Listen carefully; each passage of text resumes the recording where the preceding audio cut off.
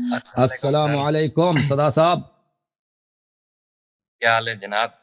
اللہ تعالیٰ آپ کو عزت دے. آپ سنائیں خیریت سے ہیں؟ کہاں سے کال کیا آپ نے؟ ٹھیک ٹھیک. میں پاکستان سے، ضلع بہاولپور، تحصیل احمد پور، شہر شریف سے. بہاولپور. اچھا. اللہ آپ کو سلامتی دے، اللہ آپ کو عزت دے. بہت مہربانی کہ آپ نے کال کر. اللہ حافظ، اللہ حافظ، اللہ حافظ. وہ سرائکی اچھا زون ہے سر، نا بہاولپور. مجھے بہاولپور والے سرائکی بولتے ہیں نا. جی جی جی ہاں سرائکی بولتے ہیں. ہاں ٹھیک. اور سرائکی جو بہت ہی میٹھی زبان ہے. اوئے ہوئے کیا بات ہے. پنجابی کے مقابلے میں وہ زیادہ میٹھی ہے کہ نہیں؟ جی جی جی ہمیں جی تو جی بہت ضرور بولنا اس کا ضرور. مشکل ہے، لیکن وہ ہمیں بہت اچھا لگتا ہے سرائکی. اچھا، سرائکی بولوں تو کوئی مسئلہ تو نہیں ہے، سمجھ آ جائے گی نا؟ تھوڑا سا ہاں بول دیں، تھوڑا سا بول دیں، کوئی بات نہیں. اچھا صحیح. ایک مسئلہ ہے کہ بھئی قرآن شریف دے آیات دے انا شان کہو الابتر، جی اے حبیب تیرا دشمن بے اولاد رہے گا. وہ کون سے دشمن تھے جو جسے جگو اللہ آدھا پہ کہ بھئی تیرا دشمن بے اولاد رسن. تاریخ ہاں دے جتنی بھی کتاباں پڑھ دے سے انہیں وچ سارے دیا اولاداں ہیں وے کہ بھئی انہیں کو کیویں بیان کیتا ویسی کہ بھئی اللہ کنہیں کو دشمن نہ تھا پہ کہ بھئی نبی پاک کو آدھا پہ کہ بھئی تیرا دشمن جی. جرا ہو سی بے اولاد ہو سی. دیکھیں میں آپ کے خدمت میں عرض کرتا ہوں کہ نبی کریم صلی اللہ علیہ جی وآلہ جی وسلم کا جو شانع تھا مخالفین کے کتب میں یہی ہے کہ وہ عاص ابن وائل تھا اور عمر ابن العاص تھا. جی یہ دو تھے جو نبی کریم صلی اللہ علیہ وآلہ وسلم کے خلاف شعر پڑھتے تھے اور شعروں میں ان کے مذاق اڑاتے تھے. اور حج عربی زبان میں ہوتا ہے حج وہ شعر ہوتا ہے جو کسی کی ایک مد ہے نا. آپ کہتے ہیں کہ نعت شریف پڑھو، ایک نعت ہوتا ہے، نعت مد ہوتا ہے کہ تعریف کرتے ہیں کسی کو. اور صحیح ایک حج ہوتا ہے، حج ہوتا ہے صحیح کسی کی برائی بیان کرنا. تو صحیح عربوں میں یہ رسم تھا کہ کسی سے اگر دشمنی ہو تو اس کی برائی میں آپ شعر کہتے تھے، قصیدے کہتے تھے. تو اس کو مذاق اڑاؤ، اس کو کہہ دو کہ یہ بد شکل آدمی ہے، یہ کالا ہے، یہ کمزور ہے، اس کے پیسے نہیں ہیں، اس کے گھر میں جاؤ تو اس کی بیوی مثلا یہ اب عرب زبان میں حج ایک بہت بڑی وسیع باب ہے. ہر شاعر یہ بڑے تھے بہت صحیح پرانے زمانے سے ابھی تک شاعری بہت اب بھی شاعری بہت فل جوش و خروش پہ عربی زبان میں. تو یہ ہمیشہ اپنے دشمنوں کے کیا کرتے ہیں، عجب کرتے ہیں. اور ان کے قصیدے اردو زبان کی طرح نہیں ہے. اردو زبان میں زیادہ سے غزل زیادہ رواج ہے نا. غزل کے کتنے ابیات ہوتے ہیں؟ 7 8 9 10. اس کے بعد ختم ہے، قافیے ختم ہو جاتے ہیں. شاعر صحیح کو اس سے زیادہ شعر بولنا مشکل ہو جاتا ہے. لیکن عربی زبان میں اس طرح قصیدے ہوتے ہیں. وہ قصیدہ ایک ہی قافیے میں 1000 بیت، ایک ہی قافیے میں 2000 بیت. اس طرح ان کے غزل نہیں ہے عربی زبان میں. عربی زبان میں کیا قصیدے ہیں. قصیدہ غزل ہی ہے لیکن اس کے ابیات زیادہ ہوتے ہیں، 1000 2000. تو یہ بیت کہتے تھے، شعر کہتے صحیح تھے نبی کریم صلی اللہ علیہ وسلم کو برا بلا بکتے ہوئے. یہ کون تھا؟ یہ زیادہ صحیح اس میں عاص ابن وائل تھا اور ایک عمر ابن عاص تھا. اللہ نے خبر دی کہ یہ آپ کے دشمن ہیں، یہ آپ کے شانے ہیں، یہ آپ کو برا بلا کہنے والے لوگ ہیں، یہ ابتر ہیں، ان کی نسل نہیں چلنے والی. اب مجھے نہیں لگتا کہ دنیا میں کوئی عمر بن العاص کہتا ہے کہ میں ابن العاص کے نسل سے ہوں، یا کوئی کہتا ہے کہ میں عاص ابن وائل کے نسل سے ہوں. مجھے نہیں لگتا کہ ایسا کوئی شخص ہے. ان کی نسل ختم ہو چکی. صحیح. جی. تو دوسرا سوال یہ تھا کہ بھئی خمس جو ہے وہ کس چیز کتنا بنتا ہے، یہ کتنا دینا چاہیے سادات کو اور غیر سادات کو؟ جو مشہور ہے میرے بھائی نقد وہی پیسے میں خمس 1/5 حق کو کہتے ہیں نا. 1/5 خمس کا مطلب یہ تو 20%. 100 میں سے کے 20. اوپر 1 لاکھ سے 20,000 بنتے ہیں. 1 لاکھ روپے سے 20,000 روپے خمس 1 بنتے ہیں. لاکھ میں سے 5 روپے 20. سے 1 روپے خمس ہے. ٹھیک ہے نا، یہ خمس ہوتا صحیح. تو اچھا ایک میرا پرسنل سوال تھا، تو یہ نہ ہو یہ پھر میڈیا کے اوپر یا سوشل میڈیا کے اوپر یہ آ جائے ہے. یہ تو آ جائے گا. سب لوگ دیکھ رہے ہیں. پرائیویٹ ابھی پرائیویٹ بات کرنے کا موقع نہیں ہے. ابھی جو کہیں گے سب لوگ دیکھیں گے اور سنیں گے. ٹھیک ہے نا. اچھا یہ مجھے پھر یہ مختصر بات یہ جواب دے دیں، بغیر ولی کے یہ وہ ہو سکتا ہے، نکاح ہو سکتا ہے؟ نہیں، اس کے روایات زیادہ ہیں. بغیر ولی کے نکاح نہیں ہو سکتا. اگر کوئی عورت ایسا ہے کہ وہ اس کا ولی ہے، اس کا باپ زندہ ہے یا اس کا دادا زندہ ہے، اور وہ ہاں اپنا فیصلہ خود نہیں کرتی، یعنی بچی ہے، اس کا صحیح والد اس کے فیصلے کرتی نا، دیکھ بھال اس کے والد کے ہاتھ میں، صحیح سرپرستی اس کے والد کے ہاتھ میں، تو وہ روایات میں یہ ہے کہ اس کو ولی کی اجازت ہے. لیکن اگر ایسا ہے کہ وہ سرپرستی ایک عورت ہے، خود کاروبار چلا رہی ہے، زمینداری کر رہی ہے، بھائی وہ پھر اس کو اس کی ضرورت نہیں ہے، ولی کی اجازت کی ضرورت نہیں ہے۔ یا ایسے عورت ہے اگر جس وہ کی جو باکرہ نہیں ہے، پہلے شادی ہو چکی ہے یا پہلے اس کا بکارت ختم ہو چکی ہے نا، باکرہ ہے ہی نہیں، تو پھر وہ اس کو ولی کی اجازت کی ضرورت نہیں ہے۔ اگر پڑھ دیا جائے تو پھر اس کا نکاح اگر انجانے میں اگر ہو پڑھ دیا جائے تو یہ اس کی ضرورت ہے بھائی، یہ مشکل ہے، کیونکہ اب ایک منٹ میں دیکھ لوں کہ جو نکاح غیر ولی کا ہوتا ہے نا، اس کی نکاح نہیں ہوتی ہے، اس روایت میں دیکھ لوں مخالفین کے ہاں تو یہی روایت ہے، لا نکاح الا بولی۔ اگر کسی کا ہو گیا ہو تو پھر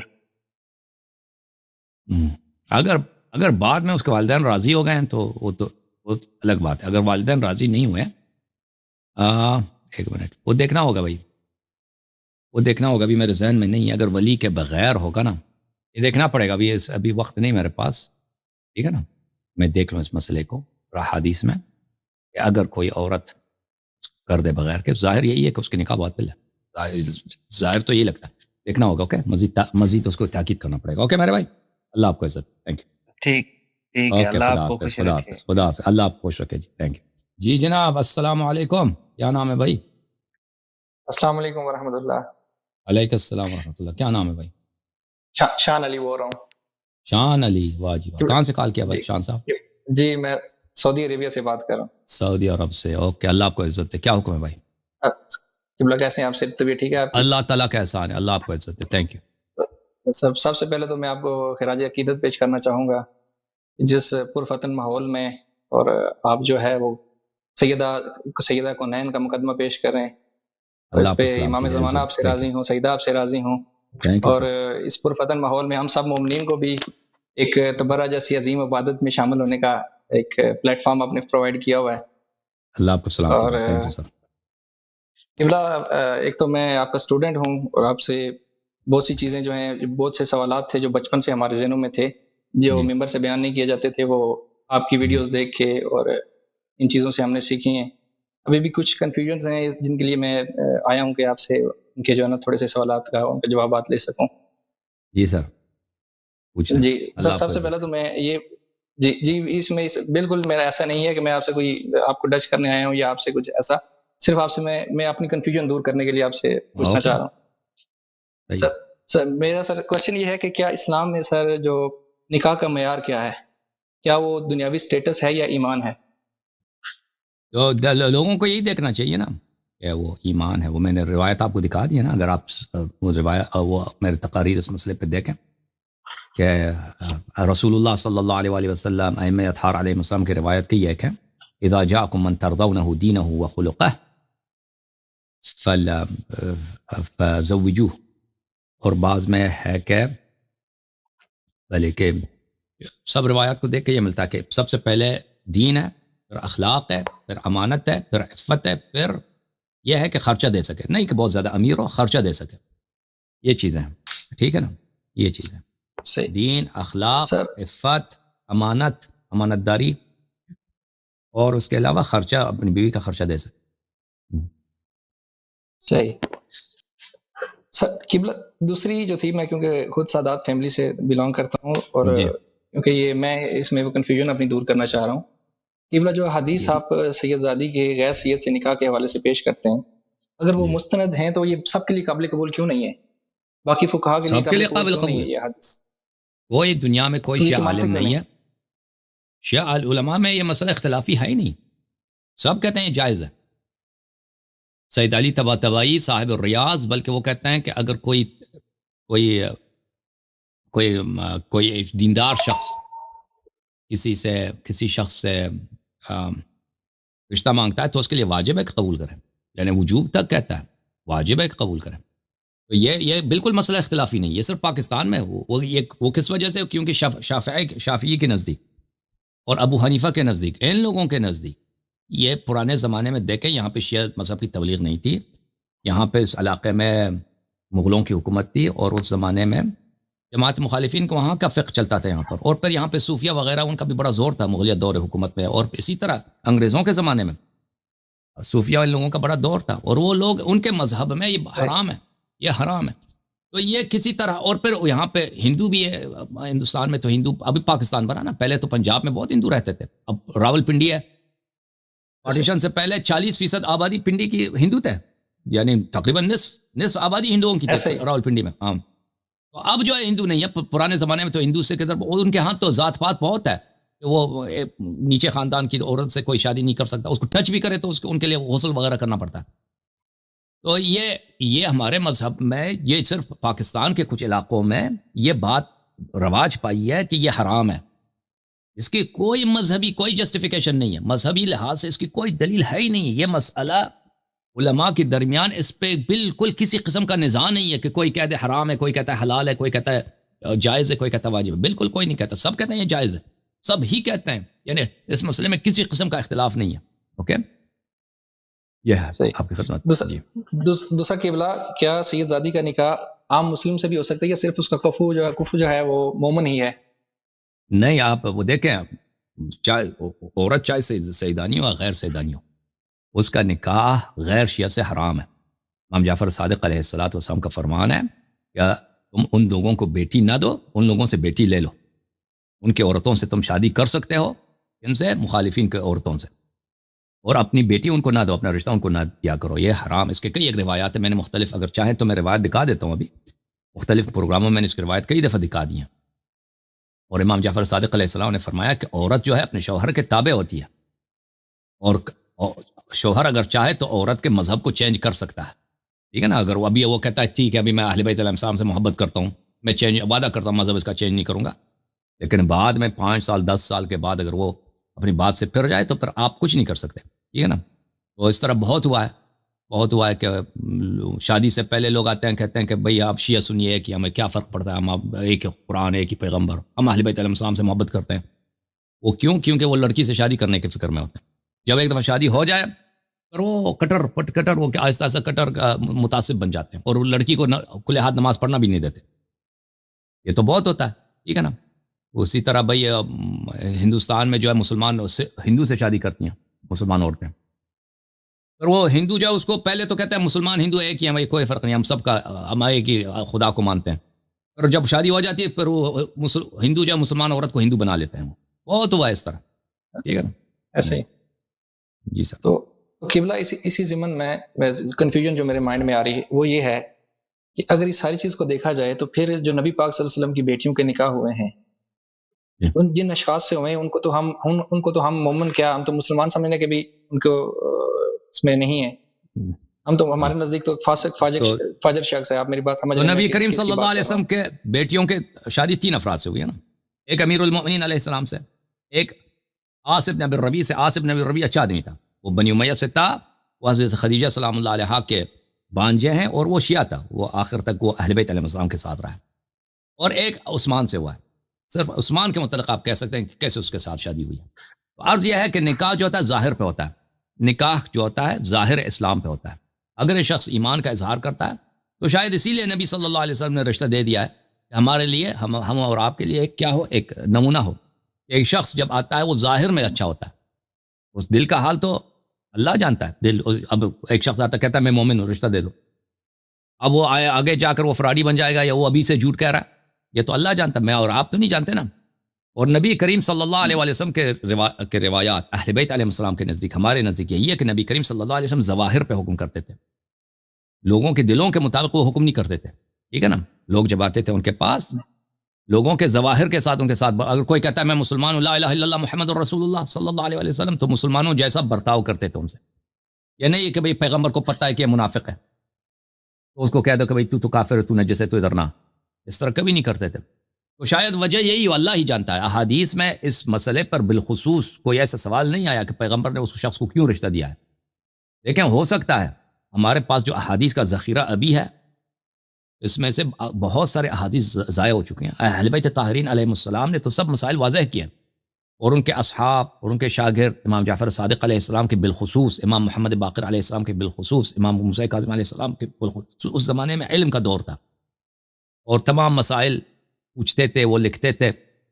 لیکن بدبختی کیا ہوا شیعہ قوم کی کہ وہ کتابیں ضائع ہو گئی. اکثر جو کتابیں ائمہ اطہار علیہ السلام نے لکھا دی، املا کرا دی، بے انتہا علم. مثلا تفسیر امام حسن عسکری علیہ السلام ہے.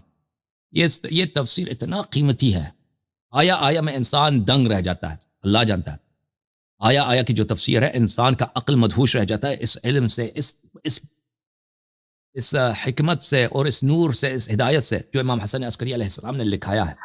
لیکن اس یہ کتنا ہے, یہ صرف سورہ حمد کی تفسیر ہے, سورہ بقرہ کے کچھ آیات, بقیہ سب شیعہ علماء نے غائب کر دی. ان لوگوں نے خیال نہیں رکھا, ہمارے احادیث ضائع ہو گئی ہیں. کیونکہ شیعہ علماء کس کے پیچھے پڑ گئے؟ علم اصول, منطق, فلسفہ اور یہ بکواسیات کے پیچھے پڑ گئے. احادیث کے کتب سب ضائع ہو گئی ہیں, اس کی کاپیاں نہیں بنائی گئیں اور کتابیں ہم ختم ہو گئی بس.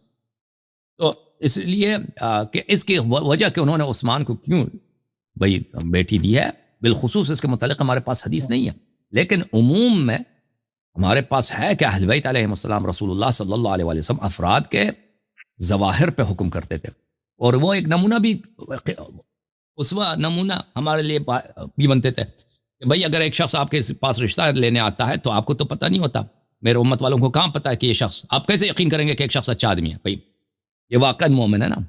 یہ تو اگر کوئی آپ کا بتیجہ آپ کا رشتہ لینے آیا تو آپ کو پتہ ہے, کیوں بتیجے کو انسان جانتا ہے نا, اپنے خاندان کا آدمی ہے تو اس کو انسان جانتا ہے کہ کیسا آدمی ہے.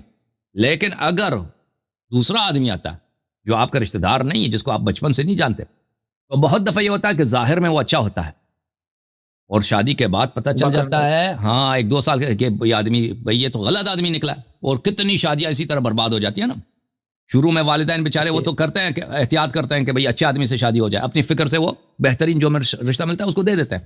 لیکن اس احتیاط کے باوجود 3 سال 4 سال 5 سال کے بعد یا اس سے پہلے یا اس کے بعد وہ آدمی, اس کا اخلاق خراب ہو جاتا ہے, وہ پتہ چل جاتا ہے کہ آدمی بھائی یہ تو منشیات والا آدمی ہے, یہ تو نشے کرتا تھا, ہمیں بتایا بھی نہیں ہے.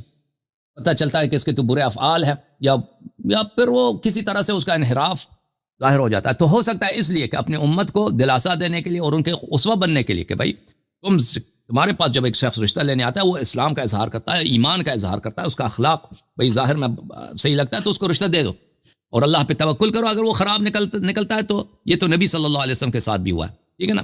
تو عرض یہ ہے کہ نبی کریم صلی اللہ علیہ وآلہ وسلم ظواہر پہ, یہ شیعہ کے پاس بھی ہے, مخالفین کے پاس بھی یہی ہے کہ وہ اپنے ہمیشہ علم غیب پہ بھی عمل کرتے تھے, لیکن اس طرح نہیں کہ ہمیشہ اپنے علم غیب پہ عمل کرتے تھے. بہت دفعہ یہ ہوتا تھا کہ علم غیب پہ عمل نہیں کرتے تھے, ظواہر پہ عمل کرتے تھے. جی صحیح.